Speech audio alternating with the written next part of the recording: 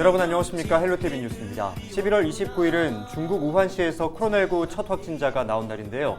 벌써 2년이 됐습니다. 여전히 세계적으로 코로나19 확진자는 수십만 명씩 발생하고 사망자도 줄어들지 않고 있습니다. 더군다나 최근 남아프리카 공화국에서 델타 변이보다 전염력이 5배 높은 것으로 알려진 오미크론이 나와서 걱정이 더욱 커지고 있잖아요. 네, 그러게요. 전 세계가 다시 빗장을 걸어 잠그기 시작했고 우리 정부도 일단 남아공과 인접한 7개 나라에서 들어오는 모든 외국인의 입국을 금지시켰죠. 이제 좀 일상을 되찾아가나 싶었는데 참 걱정입니다. 네. 잃어버린 2년이 3년이 되지 않도록 방역에 각별히 신경 쓰셔야겠습니다. 헬로티비 뉴스 시작합니다.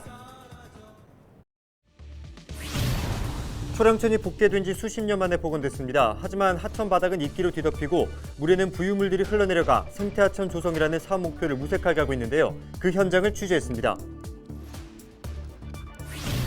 제8회 해운대 비축제가 해운대해수욕장과 군함로 일대에서 열리고 있습니다. 해운대 전설을 축제에 녹여내고 시민들에게 위로와 희망을 주는 행사로 꾸며졌습니다. 29일 0시 기준 부산 지역의 코로나19 신규 확진자가 144명으로 이틀 연속 100명대를 기록했습니다. 동래구 초등학교 2곳과 어린이집, 목욕탕 그리고 시장 등에서 신규 집단 감염이 발생했습니다. 부산 지역의 유료도로를 2개 이상 잇따라 이용할 때 일정 금액을 할인해주는 유료도로 연속 통행에 대한 할인 제도가 내년 상반기 중 시행될 전망입니다.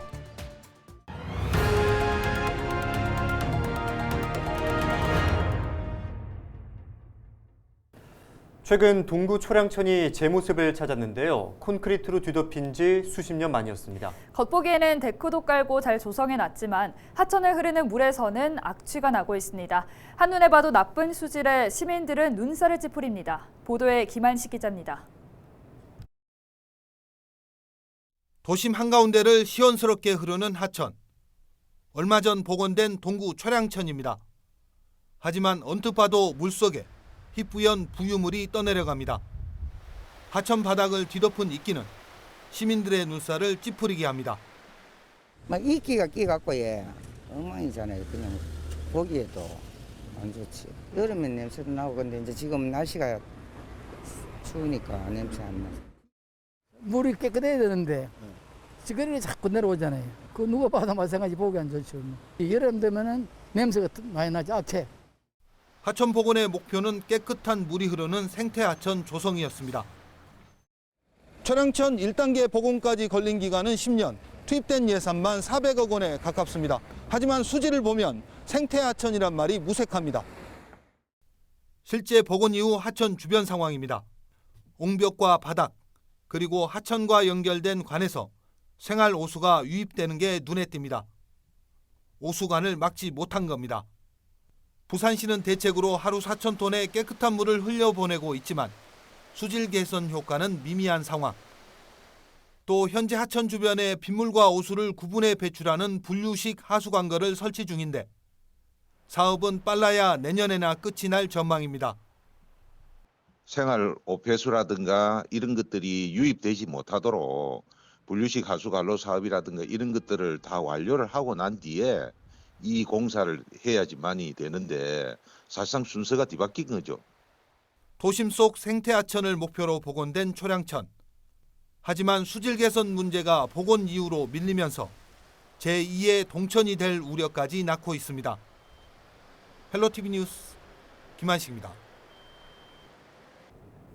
네, 취재기자도 이야기를 했습니다만 이미 동천의 사례가 있기 때문에 우려하는 거잖아요. 네, 그렇죠. 기껏 잘 만들어 놓고 사업의 가장 중요한 수질, 깨끗한 하천은 완성하지 못한 건데 오히려 그것 때문에 더 눈살을 찌푸리게 되는 것 같습니다. 맞습니다. 도심 속 생태하천을 만드는 게 쉬운 일은 아니겠지만 이왕 시작을 했다면 관련 인프라까지 속도를 내야 할 것 같습니다. 네, 다음 뉴스 전해드립니다. 요새 해운대 해수욕장 다녀오셨나요? 저는 지난 주말에 해운대 해수욕장 다녀왔거든요. 네, 해운대 비축제 보러 가셨군요. 네, 맞습니다. 지난 토요일부터 해운대 비축제가 시작됐잖아요. 해운대 해수욕장 입구부터 백사장 또 군함로까지 화려한 빛의 향연이 펼쳐지고 있는데 정말 와 하면서 다녔던 것 같아요. 네, 볼거리도 많아서 재밌게 즐기신 것 같은데 네. 올해 주제가 해운대 전설 빛으로 담다인데 곳곳에서 작은 부대 행사들도 열렸다고 하더라고요. 네, 맞습니다. 코로나 때문에 지친 시민들에게 또 하나의 위로와 희망을 전하는 축제로 꾸려지고 있는데요. 그 현장을 차선영 기자가 다녀왔습니다.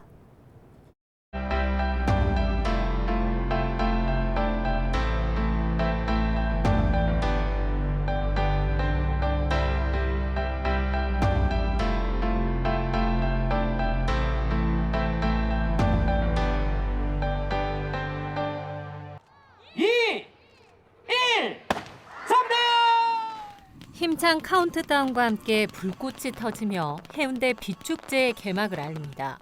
형형색색 화려한 빛으로 백사장을 수놓은 듯 어느새 해운대 해수욕장 백사장에는 빛의 파도가 넘실대고 미디어 아트로 만나는 해운대의 사계절이 펼쳐집니다. 올해는 해운대의 전설을 축제에 녹여냈습니다. 300살로 추정되는 바다거북이의 해운대 상륙 스토리가 다양한 빛조형물로 표현됐고 해운대 온천길 일원에는 신라 진성여왕 시절 스토리가 빛으로 되살아났습니다. 거리 곳곳에 다양한 포토존과 밝은 빛을 내뿜는 소원트리 앞에서 추억을 남기는 것도 시민들에게는 오랜만에 느껴보는 즐거움입니다. 코로나19 단계적 일상 회복 후 축제 나들이에 나선 시민들은 빛으로 작은 위로를 받은 듯합니다. 이렇게 사람이 많이 모이니까 너무 좋습니다. 우리 애들이 잘 살고 그렇게 행복한 세상이 왔으면 좋겠습니다. 요즘 코로나 때문에 힘들었는데 이런 빛축제에 오니까 밝아지는 기분이었고 크리스마스처럼 꾸며놓으니까 정말 예뻤어요. 올해는 해운대 해수욕장과 구남로 해운대 광장, 해운대 시장, 해운대 온천길 일대까지 축제장이 확대됐고 하나의 상가 앞에 하나의 빛 조형물이 설치되면서 지역 상권도 환한 빛과 함께 활기를 찾은 모습입니다. 하는 게 좋은 거지. 가끔 이런 걸 한 번씩 행사를 해줘야 사람들이 모이지. 무슨 재미로 와. 오면 무조건 안 신고 쉬긴다 해나. 올해 빛축제는 코로나19 단계적 일상 회복에 따라 방문자의 마스크 착용 여부를 확인하고 만 18세 이상의 경우 백신 접종 완료 증명서나 PCR 음성 확인서를 지참한 경우에만 관람할 수 있도록 했습니다. 방역 기준에 의해서 우리는 만반의 준비를 했습니다. 전혀 걱정하지 마시고 우리를 믿고 빛축제를 통해서 마음을 달래고 또 마음을 함께하는 해운대 전설을 빛으로 담은 해운대 빛축제는 내년 2월 2일까지 68일 동안 펼쳐집니다. 코로나의 긴 어둠의 터널을 벗어나 이 불빛처럼 일상에도 환한 빛이 스며들길 기대해봅니다. 헬로티비 뉴스 차선영입니다.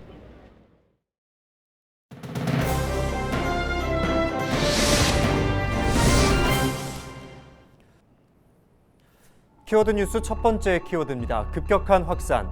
지난 1일 일상 회복이 시작된 이후 일일 확진자가 꾸준히 증가하고 있습니다. 29일 0시 기준 확진자는 144명으로 이틀 연속 100명대를 기록했는데요. 동래구 초등학교 두 곳에서 집단 감염이 발생하는가 하면 어린이집과 목욕탕 그리고 시장 등에서도 신규 집단 감염이 발생했습니다. 앞에서도 말씀드렸습니다만 델타 바이러스보다 전파력이 높다고 알려진 오미크론이 국내 유입될 경우 유행 규모가 더 커질 수 있어서 방역 당국도 긴장하고 있습니다. 두 번째 키워드는 축제 대신 나눔입니다. 코로나19 감염 우려로 가을 축제를 여는 대신 김치 나눔 행사가 열렸는데요. 김치로 유명한 반송 큰시장의 이야기입니다. 반송 큰시장 상인회에서는 지역의 아동센터 80여 명의 아이들을 선정해 김치도 나눠주고 어린이들과 함께 김치 체험 활동도 진행했는데요. 체험하는 내내 아이들의 즐거운 웃음소리가 끊이지 않았습니다. 반송 큰시장은 지난 추석에도 취약계층 아동들을 위해 간식 꾸러미를 전달하기도 했었는데요. 앞으로도 사회 취약계층에 대한 지원을 확대해 나갈 계획이라고 밝혔습니다. 우리 반송이 특히 또 초고령화가 또 많이 진행된 동네고 그리고 또 나이 드신 분들이 너무 많고 있는데 실제 뭐 보내성 유동에서는 우리 애들이 너무나 귀중한 자산이고 또 우리 애들이 제발 이 지역을 안 떠나고 계속 오랫동안 거주하기를 바라는 마음도 있고 그리고 실제 애들이 가서 뭐 자그마한 손으로 김치를 치대는 것도 너무 보기 좋았고 코로나 때문에 외부 행사나 밖에 거의 못 나가고 있는데 지역에서 이렇게 좋은 행사를 마련해 주셔서 아이들이 어떻게 우리 한국 문화의 김치를 만들 수 있는 좋은 기회가 되었고 다음 키워드입니다. 아는 것이 힘. 물건을 파는 사람이 잘못된 정보를 현혹하면 그대로 속아 넘어갈 수밖에 없을까요? 소비자로서 꼼꼼하게 살펴보고 제대로 아는 것이 중요할 텐데요. 제26회 소비자의 날을 맞아 소비자의 권익을 높이기 위한 제34회 소비자 정보전시회가 부산에서 열렸습니다. 29일부터 다음 달 3일까지 서면 지하도 상가 분수대 일원에서 열리는 이번 전시회에서는 올해 소비자 상담 유형과 피해 현황에 대해 공유하는 소비자 정보관이 마련됐습니다. 또 국산 농산물과 수입 농산물을 비교 전시하고 소비자 피해가 많이 발생하는 물품에 대한 설명을 진행하는 등 소비자를 보호하기 위한 다양한 정보도 제공하는데요. 아는 만큼 보인다고 하니 관심을 갖고 공부를 하면 더 현명한 소비가 가능하겠죠. 마지막 키워드입니다. 강제동원 사죄하라. 부산 결의 하나가 29일 오전 동구에 있는 강제징용 노동자상 앞에서 기자회견을 열고 또다시 목소리를 높였는데요. 부산 결의 하나는 3년 전 우리나라 대법원 판결에 따라 일본 미쓰비시 중공업이 일제강점기 강제동원 피해자들에 대한 사죄와 배상을 이행해야 한다고 주장했습니다. 이들은 일본의 침략 전쟁 기간 수많은 조선인들이 강제 연행돼 노예 노동을 강요당해 왔다며 대표적인 기업이 미쓰비시라고 강조했습니다. 또 미쓰비시가 배상 판결을 이행하지 않는 것에는 일본 정부에도 중대한 책임이 있다고 지적하며 강제동원 사과와 배상 판결 이행을 촉구했습니다.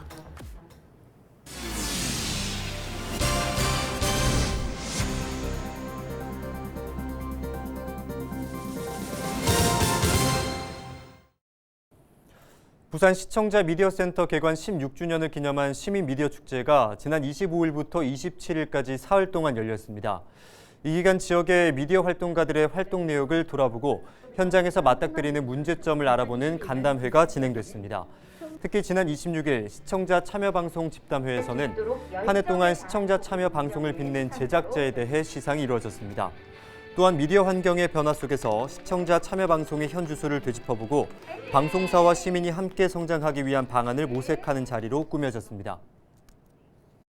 그 시청자들의 어떤 그런 미들 어떤 역량들을 좀 어떻게 끌어올릴까 거기 고민을 하고 있고 저희들은 그러한 그 격차 해소를 위해서 앞으로도 계속 또 신경을 쓸 그런 예정에 있습니다. 고령자 등 돌봄이 필요한 주민에게 주거와 돌봄 서비스를 동시에 제공하는 초읍 도란도란 하우스가 문을 열었습니다.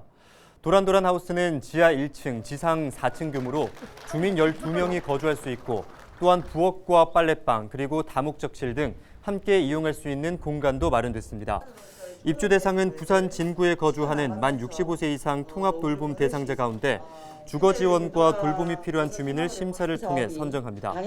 부산 진구는 주민들이 살던 곳에서 건강하고 품격 있는 노후를 보낼 수 있도록 지역사회 통합 돌봄 구현에 노력하겠다고 밝혔습니다.